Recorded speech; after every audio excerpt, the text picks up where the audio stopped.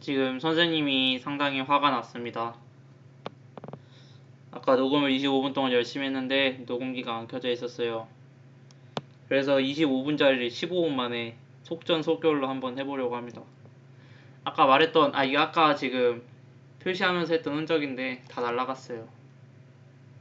마치 게임을 다 해놓고 저장을 안 한 것 같은 그런 슬픈 상황이죠. anyway, 한번 해보도록 하겠습니다. 앞전에 우리가 대기와 해양에 대해서 공부를 했었습니다.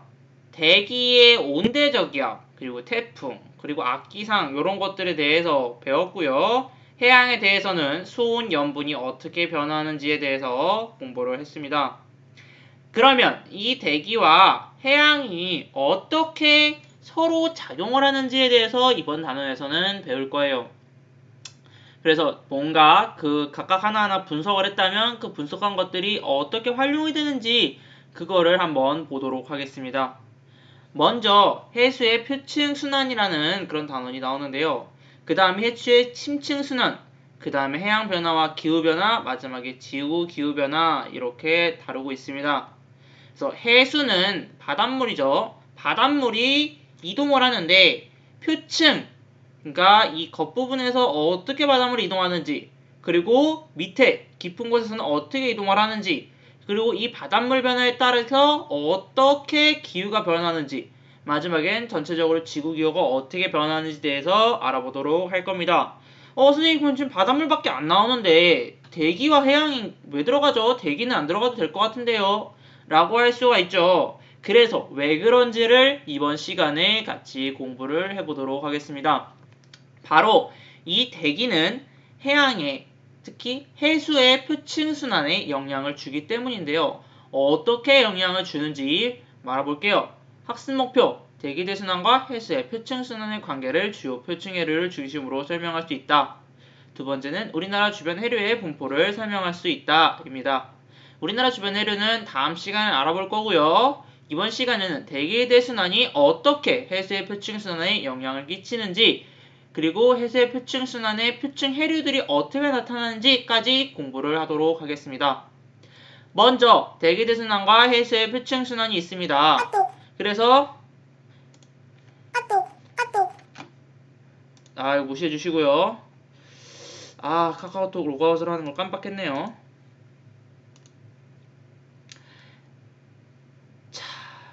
약간 멘붕이 왔어요 지금. 자, 그래서 대기대순환과 표층순환에 대해서 알아볼 건데요. 이 대기가 이제 순환을 하게 되는데, 대기가 순환을 할 때 이렇게 헤들리 순환, 페렐 순환, 극순환 이런 식으로 대기가 순환을 하게 됩니다. 이 대기가 순환을 하게 되는 원인이 뭘까? 그래서 그걸 두 가지로 설명을 하고 있는데요. 첫 번째는 바로 태양 복사 에너지량의 차이가 있습니다. 적도지방에는 태양이 많이 비추고 극지방에는 태양이 적게 비추고 요런 차이가 있기 때문에 이런 순환이 일어난다 라고 하는 거고요. 두 번째는 지구 자전의 영향입니다. 지구가 이렇게 팽이처럼 돌기 때문에 이런 순환이 나타날 수 있다, 그렇게 설명을 할 수가 있는 거겠죠. 그래서 만약에 태양 복사 에너지량이 동일하거나 아니면 없거나 혹은 지구 자전이 일어나지 않는다, 그렇다면 이 순환의 모양이 지금과는 크게 달라지겠죠. 하지만 이런 순환이 크게 세 가지로 나눠질 수 있는 이유는 바로 뭐다? 태양 복사 에너지량의 차이와 지구 자전의 영향 때문이다 라고 합니다. 이 세 가지 순환을 통틀어서 우리는 뭐라 그러냐? 바로 대기 대순환으로 우리는 부릅니다. 그래서 대기 대순환은 헤들리 순환과 페렐 순환, 극순환으로 나뉘는데요. 북반구와 남반구가 바로 대칭 구조를 이루고 있습니다. 알겠죠? 대칭 구조를 이루고 있기 때문에 우리가 사는 북반구에 대해서만 한번 순환을 알아보도록 하겠습니다. 그러기 위해서는 이 그림을 여러분들이 잘 분석을 할 줄 알아야 되는데요. 이 그림을 한번 같이 보도록 하겠습니다. 그냥 아까 적어놨던 거 그대로 재탕할게요. 아까 열심히 그렸는데 참 마음이 아프네요. 자, 선생님이 아까 이렇게 그림을 그려놨었어요. 자, 이 그림을 보고 한번 같이 보도록 할게요. 자, 이 그림 헤들리 순환, 페렐 순환, 극순환이 있는데요. 먼저 헤들리 순환부터 알아볼게요. 헤들리 순환은요, 바로 적도 지방에서 공기가 가열되기 때문에 헤들리 순환이 나타나는데요. 적도지방에 공기가 뜨겁게 가열되면 이 뜨겁게 가열된 공기는 어떻게 이동할까요? 앞에서 배웠죠. 태풍에서 뜨겁게 가열된 공기가 위로 상승한다 그랬습니다. 그래서 공기가 이렇게 상승하는 흐름을 보이는 거고요. 공기가 상승하기 때문에 여기에 구름이 이렇게 형성이 되게 됩니다. 이 상승한 공기는 어디 이동하느냐? 양옆으로 이렇게 이동하겠죠. 양옆으로 이동하는데 무한정 계속 갈 수 있느냐? 그건 아닙니다. 어디서 떨어지냐? 바로 위도 30도 부근에서 공기가 떨어지게 되는데요. 공기가 떨어지는 이유는 뭐다?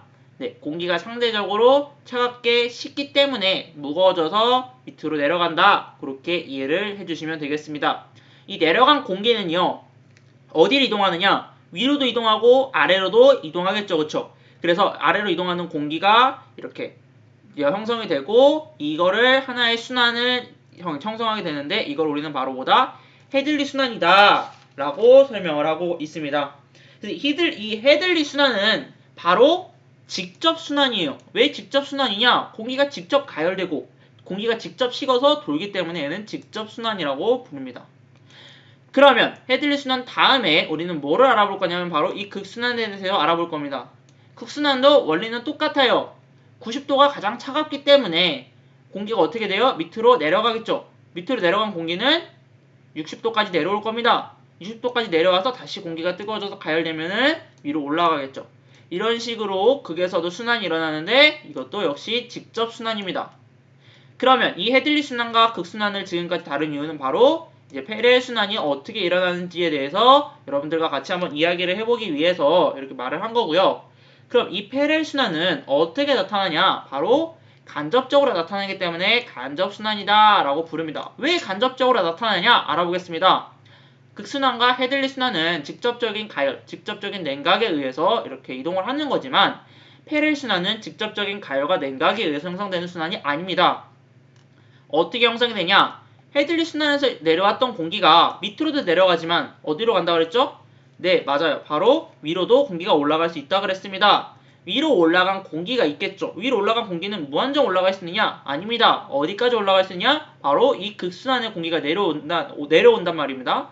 이 내려오는 공기와 부딪히는 곳까지만 올라갈 수 있습니다. 그게 몇 도다? 바로 위도 60도다랍니다.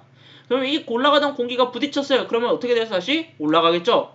올라가서 다시 공기가 밑으로 이동하고 그 다음 이런 식으로 순환을 이루게 됩니다. 한마디로 이 순환은 직접적으로 나타나는 순환이 아니라 헤들리 순환의 쪼가리 그리고 곡순환에 부딪혀서 형성되는 간접순환이다. 그래서 얘를 페레 순환은 간접순환이다 라고 우리가 말을 할 수 있겠습니다. 여기서 이제 한 가지 더 추가로 알아둬야 될 거는 바로 이쪽 구름의 존재인데요. 여기는 쉬웠어요. 공기가 가열돼서 올라가면은 공기가 구름이 막 형성이 된다고 그랬습니다. 그럼 여기도 마찬가지로 공기가 가열돼서 올라가기 때문에 구름이 형성되는 걸까요? 아니죠. 공기가 얘는 어떻게 형성되냐면 바로 전선의 형태로 형성이 됩니다. 위에서는 따뜻한 공기가 내려와요. 찬 공기가 내려와요. 찬 공기가 내려오죠. 밑에서는 따뜻한 공기가 올라옵니다. 이 찬 공기와 따뜻한 공기가 만나면은 앞에서 잠깐 배웠어요. 바로 무슨 전선? 네, 정체 전선이 형성되게 되죠. 그래서 얘하고 얘하고 부딪히면은 전선이 형성되게 되는데 그래서 이게 여기 박스에 설명이 되어 있습니다. 그래서 이 생기는 전선은 우리는 뭐라고 부르냐? 바로 제트류라고 부릅니다. 제트류. 제트스트림이라고 부르고요. 이 제트류는 어디서 어디로 흐르냐면은 동쪽으로 흐른다. 이렇게 알아주시면 될 것 같습니다.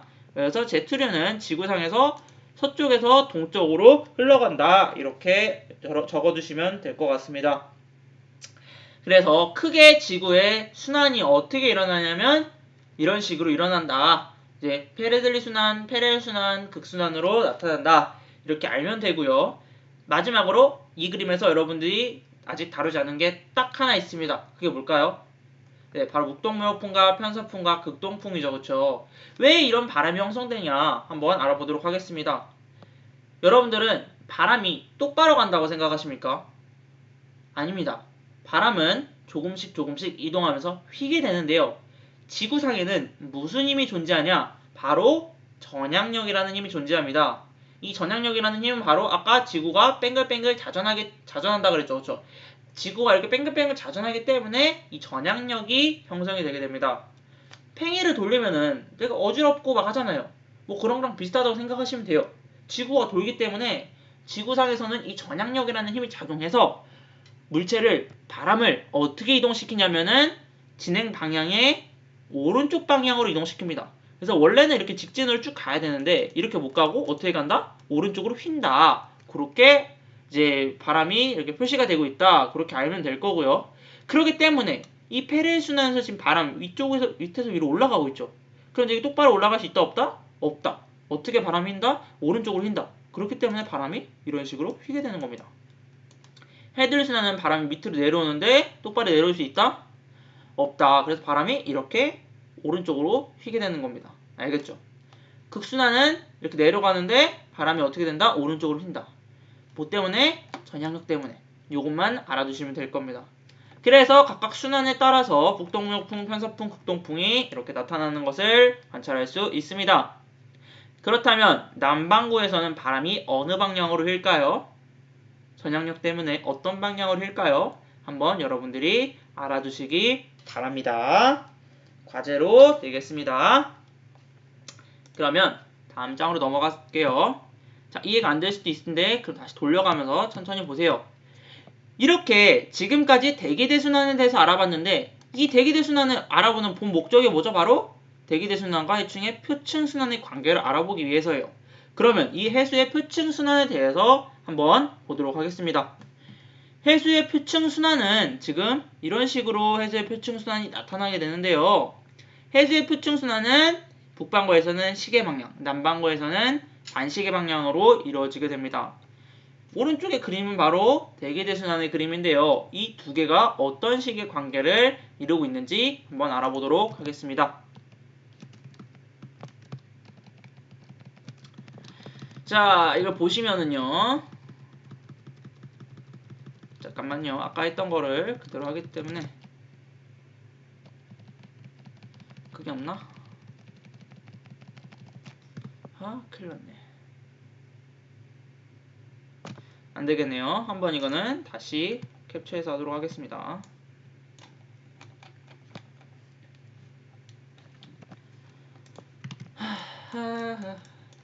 자, 이걸 한번 볼게요. 자, 이게 바로 이제 표층순환이고요. 대기대순환인데 얘가 왜 이렇게 나타나는지 한번 보도록 하겠습니다. 이 적도를 중심으로 지금 대칭형으로 나타나고 있는데요. 이건 되게 간단해요. 북동무역풍이 지금 이런 식으로 불기 때문에 바람이 어떻게 이동하냐? 이렇게 이동합니다. 편서풍이 이렇게 이동하기 때문에 바람이 어떻게 이동하냐? 바로 이런 식으로 이동합니다. 한마디로 북태평양의 해류는 오른쪽으로 이동하고 북쪽 대류는 왼쪽으로 이동한다. 이렇게 알 수가 있고요. 얘가 오른쪽으로 이동하기 때문에 여기 모인 바닷물은 어떻게 될까요? 다시 밑으로 내려가고 얘 왼쪽으로 이동하기 때문에 여기 모인 바닷물은 어떻게 될까요? 위로 올라가겠죠. 그렇죠? 이런 식으로 바닷물이 순환하는 그런 모습을 보이고 있습니다. 남반구도 마찬가지로 순환하는데 방향은 북반구와 반대가 되겠죠. 그래서 이런 해류들이 존재한다. 그리고 이 해류들의 이름은 당연 외워두셔야 되겠습니다. 그래서 이 해류를 일으키는 가장 중요한 요인이 뭐다? 뭐다? 바로 바람이다. 그거를 알면 될 것 같습니다. 바람이다 알면 되고 그 다음에 이 해류는 지금 빙글빙글 돌기 때문에 얘를 어떻게 부르냐면 바로 환유라고 부릅니다. 환은 고리 환자를 써갖고 이렇게 빙글빙글 도는 유다 해서 환유라고 합니다. 나머지는 교과서 천천히 읽어보시면 될 것 같습니다. 실제로 태평양에서는 이런 식으로 일어나는데 전 세계 바닷물을 보면은 이렇게 좀 복잡하게 나타납니다. 다 외워야 됩니까? 네, 외워야 됩니다. 해류는 그만큼 기본 중에 기본이기 때문에 여러분들이 좀 귀찮지만 외워줘야 됩니다. 그래서 북반구에서는 이런 식으로 시계 방향, 남반구에서는 이렇게 시계 반대 방향으로 환류가 흐르고요. 조금 더 자세하게 이 그림에 대해서 한번 알아보도록 하겠습니다. 자, 이 그림을 보면은요. 아까 북태평양 환류, 남태평양 환류에 대해서는 간단하게 알아봤습니다. 마찬가지로 이렇게 북대서양에서도 환류가 나타나고 남대서양에도 환류가 나타납니다. 인도양에서도 환류가 나타나죠. 그럼 총 환류가 크게 몇 개가 있을까요? 네, 5개가 있다. 그렇게 알면 될 겁니다. 이거 외에도 좀 특별한 해류들, 뭐 나머지 당연히 해류들 뭐 다 알아야 되지만 북태평양 해류, 북쪽도 해류, 캘리포니아 해류, 북대서양 해류 다 알아야 돼요. 하나를 알아야 되지만 조금 특별한 해류가 크게 두 가지가 있습니다. 그 중에 하나가 바로 적도 반류인데요. 그 두 가지 해류를 좀 다루겠습니다. 이 적도 반류가 뭐냐? 지금부터 설명할게요. 북쪽 대류와 남쪽도 해류 모두 어디를 흐르냐? 동쪽에서 서쪽으로 흐르죠, 그쵸? 동쪽에서 서쪽으로 흐르기 때문에 어디에 바닷물이 많아질까요? 네, 여기 바닷물이 많아요. 이 많은 바닷물은 어떻게 이동하냐? 쿠로시오 해류와 동오스트리아 해류를 타고 밑으로 내려갑니다. 그러고 여기서는 바닷물이 일로 빨려 나가기 때문에 상대적 바닷물이 어떻게 돼요? 부족하죠. 그렇기 때문에 페류 해류와 캘리포니아 해류가 자리를 메꿉니다. 그런데도 이게 부족해요. 여기에 바닷물이 많고 여기 바닷물이 작기 때문에 바닷물이 여기서 이렇게 직접적으로 이동하는, 다이렉트로 이동하는 그런 바닷물이 존재하게 되는데 그 바닷물을 우리는 뭐라 그러냐? 바로 적도반류다라고 부르게 되는 겁니다. 두 번째는 남극순환 해류입니다. 남극순환 해류는 뭐냐? 남극을 순환하는 해류예요. 몇 도 정도에서 60도 정도에서 순환하는 해류다. 뭐 이런 게 있다. 이렇게 알면 됩니다. 그러면 이 해류가 실생활과 지구에 어떤 영향을 끼치는지 마지막으로 알아보고 끝내도록 하겠습니다. 먼저 해류가 우리 지구에 미치는 영향, 해류가 지구에 미치는 영향 한번 알아보도록 하겠습니다. 첫 번째, 해류가 지구에 미치는 영향은 뭐가 있을까요? 앞에 태풍에서 잠깐 다뤘었는데 기억나나요? 저위도에 남는 에너지를 고위도로 전달하여 위도별 에너지 불균형을 해소시킨다.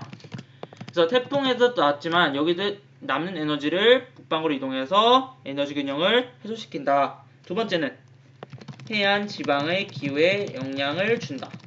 이런 식으로 조금 이따 알아볼게요. 마지막 세 번째로는 영양 염류를 분배하고 생물을 퍼뜨린다. 이 세 가지 작용을 합니다. 자, 두 번째 한번 볼게요. 해안 지방의 기후에 영향을 준다. 그게 뭔 말이냐? 바로 여기 밑에 나와 있습니다. 보시면은 여기는 이쪽 부분을 확대한 거예요. 지금 여기 이쪽 부분을 확대한 거예요. 확대해서 보면은 이런 식의 대강 나타나는데 뉴욕보다 레이캬비크라는 지역이 훨씬 더 북쪽에 있습니다. 그러면 원래 북쪽에 있는 지방이 더 추워야 돼요? 남쪽에 있는 지방이 더 추워야 돼요? 당연히 북쪽에 있는 지방이 더 추워야 되겠죠. 그런데 여기에 평균 기온은 0도, 여기에 평균 기온은 마이너스 2도. 북쪽에 있는 데가 더 따뜻하게 나타난다는 겁니다. 상식적으로 보면은 북쪽에 있는 지방에서는 태양빛이 더 작게 비치고 그렇기 때문에 조금 더 추워야 정상입니다. 그런데 뉴욕보다 여기가 더 따뜻하게 나타난 이유가 뭐 때문이다? 바로 이 따뜻한 멕시코 만류 때문이다 라는 거예요. 따뜻한 멕시코 만류가 흐르기 때문에 레이카비크는 조금 더 상대적으로 따뜻하다라고 볼 수 있습니다. 보시면은 따뜻한 해류는 주로 저위도에 있어요. 왜냐면 위쪽에서 가열이 돼서 북쪽으로 올라오는 거거든요. 북쪽으로 올라가면 이 해류가 다시 식어서 차갑게 변해서 내려가게 됩니다. 그래서 마찬가지로 여기서 따뜻하게 데펴진 해류가 이렇게 쭉 올라오게 되는 거죠. 그래서 이 따뜻한 난류가 레이캬비크라는 지역을 따뜻하게 만든다라는 겁니다. 그런 것처럼 여기 보면은 해안지방의 기후에 영향을 준다. 이게 바로 지금 방금 설명한 예시가 되겠죠. 마지막으로 오야시오 해류나 캘리포니아 해류나 카나리아 해류나 차가운 해류들은 영양분이 많습니다. 영양분이 많으면은 생물체가 많겠죠. 플랑크톤이 많겠죠. 플랑크톤이 많으면 고기가 많겠죠. 그런 것처럼 이렇게 생태계의 해류는 큰 영향을 주고 있다라는 겁니다. 그래서 해류가 우리 생활에, 우리 기후에, 우리 지구에 미치는 영향은 크게 이렇게 세 가지가 있다까지 알아두시면 오늘 수업 내용은 그게 이제 다 정리가 됐습니다. 오늘 수업 내용을 잠깐 다시 복습해 볼게요. 크게 세 가지에 대해서 공부했습니다. 첫 번째는 대기대순환에 대해서 알아보았죠. 각각의 순환이 어떻게 일어나는지, 바람이 어떻게 나타나는지, 직접순환, 간접순환이 뭔지, 그다음 뭐 전선이나 구름이 어떤지 이 그림에 대해서 같이 알아보았고요. 두 번째로는 이 대기대순환이 표층해류에 어떤 영향을 끼치는지 알아보았어요. 대기대순환이 남동무역풍, 편서풍이 불기 때문에 이런 해류들이 형성이 될 수 있다. 그것을 알아보았고요. 마지막으로 세 번째로는 해류들이 전 세계에 이렇게 다양하게 나타나는데 왜 이렇게 나타나고 이 해류들이 어떤 영향을 끼치는지 1번, 2번, 3번 어떻게 영향을 끼치는지까지 이제 같이 알아보았습니다. 선생님이 오늘 조금 빨리 설명을 했어요. 아까 녹음을 열심히 했는데 녹음이 날아가서 상당히 화가 나서 집약적으로 설명을 했는데 이해가 안 되는 부분이 있으면 계속해서 몇 번이고 돌려보시고 그래도 이해가 되지 않는다면 직접 찾아와서 질문하시면 될 것 같습니다. 과제 성실히 제출해주세요. 수업 수고하셨습니다.